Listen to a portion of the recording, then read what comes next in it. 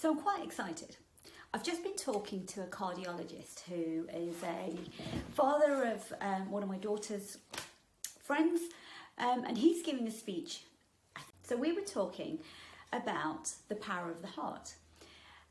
What was interesting was we were actually also talking about the belief bullet, you know, the power of the mind to construct something. So let me just unpack what I mean by belief bullet. You know, when you have a belief and how it then drives the next thought process and what actually happens. Let me just give you a story. I was laughing because the story came about was I was moving to New Zealand and I needed to have an x-ray on my heart. So I had the x-ray and they found a shadow. They found something on my heart. And of course, the doctors were going, the radiologists were going, oh, it could be this and it could be that. And oh my gosh. And essentially I thought I had a problem with my heart, maybe a hole in the heart, and I was going to go skiing. So I went skiing. I'm at the top of a mountain, really cold, and I can't breathe properly and I'm hyperventilating. And I'm like, oh my gosh. Anyway, skiing trip was fine, but I did hyperventilate, which then when I got back, at the time I was used to teach spinning. So spinning on the bike, loads of cardio. And there was a guy in there, I'd never seen him before. So the next day I go to the hospital and it's the cardiologist. And the cardiologist took one look at me and went, there is going to be nothing wrong with you. I was in your class, you nearly killed me. So we looked and he went, yeah, nothing.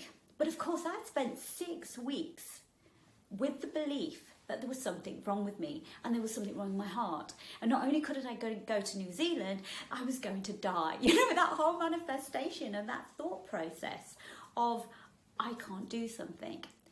And we were laughing about this because that thought that then manifested and had turned into a story meant that I couldn't do a certain number of things. The belief bullet. I was reading Dawson Church, who was also talking about the belief bullet, where he didn't know that it was really hard to get an art show or an art gig. He'd just picked up the brush after years, after he believed he was rubbish at drawing because his mother had told him his one picture was really rubbish and yet his art teacher had loved it. So he never picked up a brush. But when he suddenly went to an art class and suddenly started using watercolour, he found he loved it, and within that hour he was doing advanced techniques, and so he took his art and he got a one-man gig. Now he didn't know how hard it was, so he dodged the belief bullet. So me and this cardiologist, Cormac, we were talking about how important this was, that belief that there's something wrong with you or you can or can't do this. That's the belief bullet. Why is this related to the heart? Well, he's giving a talk and he's talking about which method works better or worse, and it is to patients. What's interesting about that is the power of the heart there. And he was saying that he felt there was a power in the heart, hadn't heard of the work for the Heart Math Institute, or hadn't heard of heart congruence. Now, all my work starts with heart congruence. Heart congruence is where you begin and you breathe and ask the heart to lead the head. My brain scanning study showed that our unconscious mind lead way before our conscious mind, and depending on how I set up the experiment, I could change a person's outcome depending on we called it a prime. It was an unconscious prime, so you wouldn't have seen it, but it had an impact on what you then did. So that's the unconscious mind, brain, and things that impact that unconscious are things like your beliefs, are things as well, nudges that happen in your environment, which I will talk about later. But actually, what's more precognitive than your unconscious is your heart. This is work that's been shown by the Heart Math Institute, and the Heart Maths Institute, I didn't say it correctly, Heart Maths Institute, he hadn't heard of. But what they've been able to prove quite categorically is that your heart knows 5 to 6 times faster than your brain, your cognitive brain and your unconscious. So, if it knows and there is coherence, i.e. there is a lovely flow between your heart and your brain, you can not only calm yourself down, you can start creating from here. Now that's a whole different story. But if you're in a state of panic, if you want to calm down, if you want a real belief to land, you need to breathe through your heart. Let your heart lead your mind. That's the one way to start taking control. I have got some videos to help you do that, but you can almost imagine just dropping your gaze to the center of your heart. Imagine an expansive space there. And then breathe as if you're breathing through your heart. Now, also use other techniques, such as emotional freedom technique to help with that. But if you did nothing else, breathe as if you're breathing through your heart. In for 4, out for 6, and then breathe in through your heart and send a message up to your brain. You're safe, and out. All of this is sending your nervous system, which is 34 miles long, a message to say you are safe.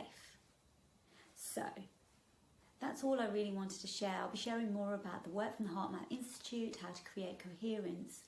But what I left with this cardiologist was him going away and adding some of this in, because he knows that there's a power between the medication and the interventions they use and the interventions that we can use for ourselves so we can heal from the inside out. Nothing changes from the level of the mind. I know that. I've been on 10 to 15 years laboratory exercises, starting with neuroscience and ending where I have done. And I use a lot of, you might call them alternate health techniques, but they're not. They have been proven. So belief bullets, let me just add an extra piece. So how does this affect your everyday life? Well, in your everyday life, this could be affecting you because you could be saying, well, I'm rubbish at that. So I thought for years that I was rubbish at maths and I wasn't that analytical, but actually that wasn't true at all. When I did my master's in psychology in 2018, 2017, I always thought I was rubbish. Guess what? I got 95%. Why? Because I applied myself. Why? Because I looked myself in the eye and went, you know what? I can do this. And I did it. And there's been so many things I know that I've been able to do when I focused on actually the process of doing it. Yes, I've gone out and looked for help, but I've been able to get over that particular hump and see my daughter all the time getting into this, falling into that hole and thinking she can't. So of course she won't. And of course we know there's a lot of research. And I wish I could remember the research paper, but the fact is, if you think stress will kill you, it will. And there's that lovely longitudinal study that actually proves that people that think that stress will kill them, it really, really does, because the belief of the mind is so big. We have confirmation bias. Your brain is in a box and it's just looking for things then to confirm that you're right. Yeah, you are rubbish. Here you go. Here's some more of that. So if you resonate with as above, so below, that's a really ancient wisdom, Hermetic laws, which are Egyptian, or Taoism. Your brain is working to that law. This is how the law of correspondence, law of attraction works. But I'm not going to talk about that right now. But it really makes a big difference on your money beliefs, your money bullets that really shoot you down. Do you think that you can't attract money, or that you can't hold on to money, or you're not worthy of money? All of these false beliefs will make it so.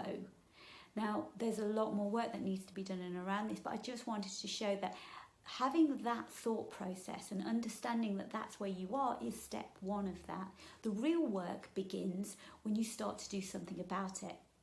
As a behavioural economist, I know that 80% of the information you receive will not change anything. This is why adverts of tobacco and not drinking wine, they make no effect if we're just teaching you and from a level of the mind. We need to do more. We need an intervention. This is why I've been on this journey. I've been looking for things that can move your nervous system, which is the memory foam. So I need to move what's in your memory foam and wring it out. I then need to change your neural pathways. And there have been certain techniques and certain people I've followed that actually go to do that. That's where the real work is. So I just wanted you to firstly be aware of your belief bullets and stop shooting yourself with them, because there's a lot of techniques that go to change that. And I know when I've had sabotaging thoughts and I felt I couldn't do it, then what happens is it leads into a sabotaging behaviour. They're all linked. This is where CBT starts. I think it's a nice way to think that But again, we say, I don't think anything changes from the level of the mind, you need some interventions. Hopefully you can do some heart congruence just to at least calm yourself, and it's a really good place to start. I'm going to stop there. It's been lovely to just speak, and hopefully some of this would have landed. If you want more help, of course, call out, reach out. I'm on Neela_awakeningflow, or find me on awakeningflow.com, and that's it. Bye for now.